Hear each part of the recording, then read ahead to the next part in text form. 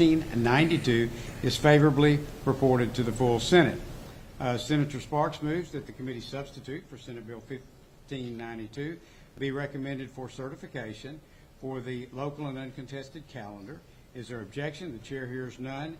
Senate Bill 1592 is unanimously recommended for certification. The chair lays out as a matter of pending business Senate Bill 1728. Senator Sparks moves that Senate Bill 1728 be favorably reported to the full Senate with the recommendation that it do pass and be printed. The clerk will call the roll. Senator Alvarado. Aye. Senator Johnson. Aye. Senator Shortner. Aye. Senator Sparks. Aye. Senator King. Aye. There being 5 ayes and 0 nays, Senate Bill 1728 will be reported to the full Senate with a favorable recommendation. Senator Sparks moves that Senate Bill 1728 be recommended for certification for the local and uncontested calendar. Is there objection? The chair hears none. Senate Bill 1728 is unanimously recommended for certification. The chair lays out as a matter of pending business SCR 37. There is a committee substitute. Senator I've got that. Senator Sparks sends up a committee substitute for SCR 37, and the chair recognizes Senator Sparks to explain the differences. Thank you. So the substitute removes a list of specified ports so that all Texas ports are equally recognized for their importance, and none of our ports are unintentionally left off. Members, any questions? All right. Senator Swartner moves adoption of the committee substitute. Is there objection? The chair hears none. The committee substitute for SCR 37 is adopted by unanimous consent. Senator Swartner moves that SCR 37 do not pass, but that the committee substitute adopted in lieu thereof do pass and be printed. The clerk will call the roll. Senator Alvarado. Aye. Senator Johnson. Aye. Senator Shortner. Aye. Senator Sparks. Aye. Senator King. Aye. There being 5 ayes and 0 nays, the committee substitute for SCR 37 is favorably reported to the full Senate.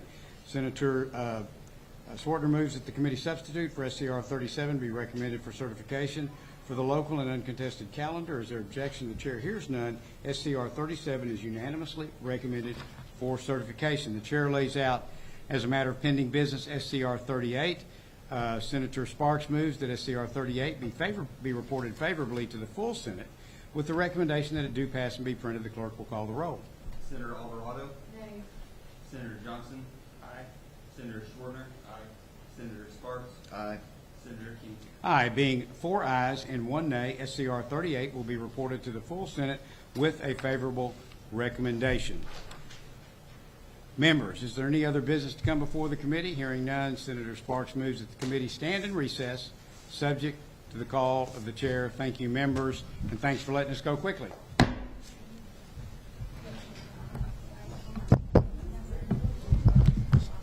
Talk over the script for a little bit. We're good. Thanks. Okay. Yes. Good job.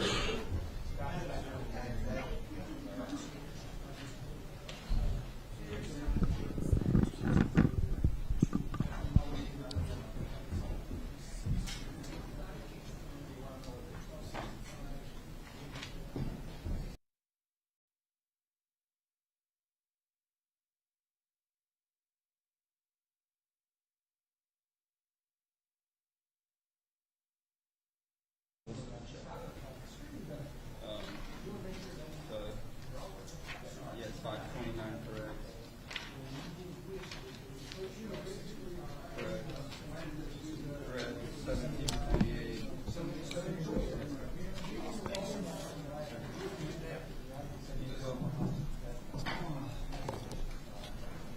Thank you, sir.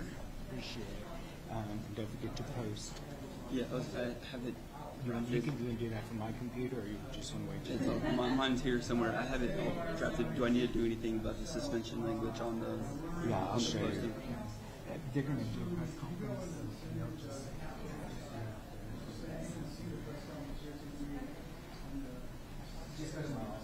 Sorry, look at my bag.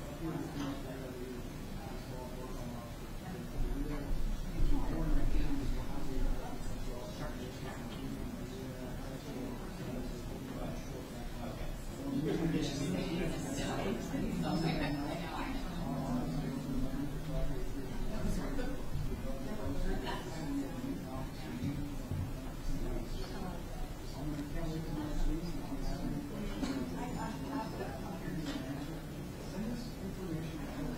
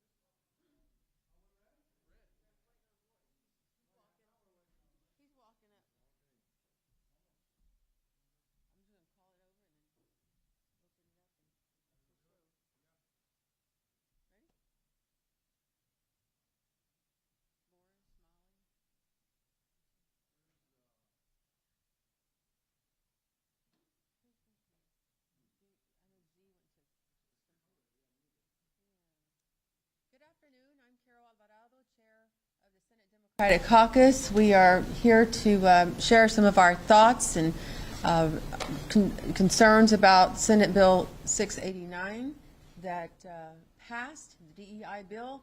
I want to thank my colleagues who are here for speaking out, for raising concerns, and asking some very good questions and making some very profound statements on how this bill sets us back in time. And I want to kick it over to one of our leaders who has been steadfast on this issue, Senator Royce West. Thank you very much. I want to have this conversation with you. We know that Texas kind of leads the nation in policy development, and a lot of other states replicate the policy. All of us know about the DEI policy, that the governor has articulated a position that race, sex, disability should not matter, and that persons should be chosen for employment based on merit. Well, we offered, as Democrats, a solution to that issue. I firmly believe that the governor is not a person that's mean-spirited, bad-hearted, bad motives. But the Senate, the state of Texas, had an opportunity today to put together a policy statement and begin working on the infrastructure to do just that, by making certain that race doesn't matter. We recommended similar system that is in the federal government, but using the Texas Workforce Commission to determine whether or not a complaint filed based on racism, let's just use racism, is frivolous or meritorious, and then giving a person a right to be able to sue.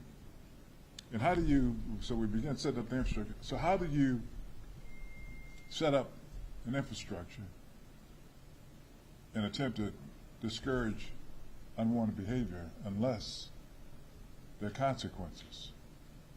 And so we wanted to make certain that there were no procedural hurdles that have been put in place in the past. So we attacked those procedural hurdles. We wanted to make certain that there were punitive sanctions if a person did discriminate, regardless of whether it was discrimination, reverse discrimination, if they discriminated. How else will we be able to go forward? Well, the reality is that that system, our colleagues decided that they didn't want to do anything to really put some teeth in the legislation to discourage discrimination in the state of Texas. And so what you're going to see are words on a piece of paper, they're just hollow words, and that the racism that's existed in many quarters of the state for over 400 years will continue to exist. I think this is a sad day for us in the Senate, and that we should have acted with more courage in terms of putting in place a law that could be replicated throughout the entire United States that for once and for all would have addressed the issues of race. We didn't do that today. We missed that opportunity. Thank you, Senator West, and I'm going to ask Senator Menendez, chair of the Senate Hispanic Caucus, to come up, please. Good afternoon, good evening. Thank you for coming. Look, folks, it's very interesting how you say you want everything just to be merit-based and you want to be colorblind, and you get rid of all of the offices that actually help you achieve equity, inclusion, or diversity. It's easy to say we just want everything to be merit-based, but when you have had systemic injustice, systemic prejudice, systemic discrimination, and you've done nothing to achieve full equity in our institutions, but you say, no, you know what, game over, we're done with this. I think that it's just at the moment, it's very suspicious that we start to see some increases, some benefits. And the thing is that nobody's asking for any kind of extra, handout or hand up. People want a level playing field.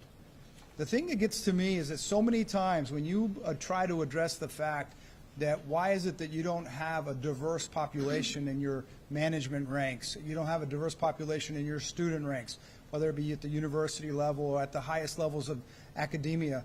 Well, in so many cases, what I am tired, and I believe so many of my colleagues are tired of hearing, is that, well, no one qualified has applied.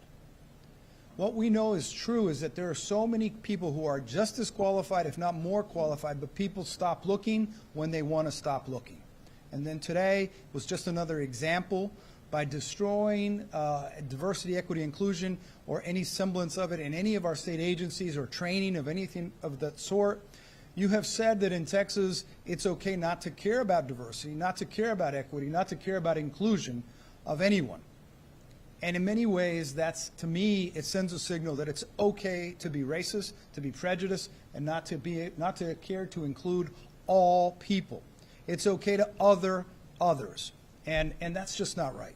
And you know, I think the proof was in the pudding, and you heard it from Senator West when he said he had a bill, had an amendment that would have put in place real consequences for people who felt discriminated, and it went down in flames. We're representing the million people we each represent, and the million people we each represent just want a fair opportunity because they're hardworking Texas who represent hardworking families who want their kids to have every same opportunity as the people who've traditionally held the places and the positions of power in this state. Thank you, Senator Menendez. And to close this out, I'm going to ask Senator Boris Miles to come up and make a few brief remarks. You know, what happened in this Capitol today, as of yet, nobody has seen any evidence, has shown us any evidence that a government entity of any one of ours are hiring only based on DEI initiatives and not qualifications. DEI has been demonized. And to add misery to pain, today showed us that they've gone so far as to leave the door open so that our MWBEs, our hubs that protect women businesses, minority businesses, disabled veterans businesses, and vet businesses are in jeopardy. Where does it end? DEI is not a racist term.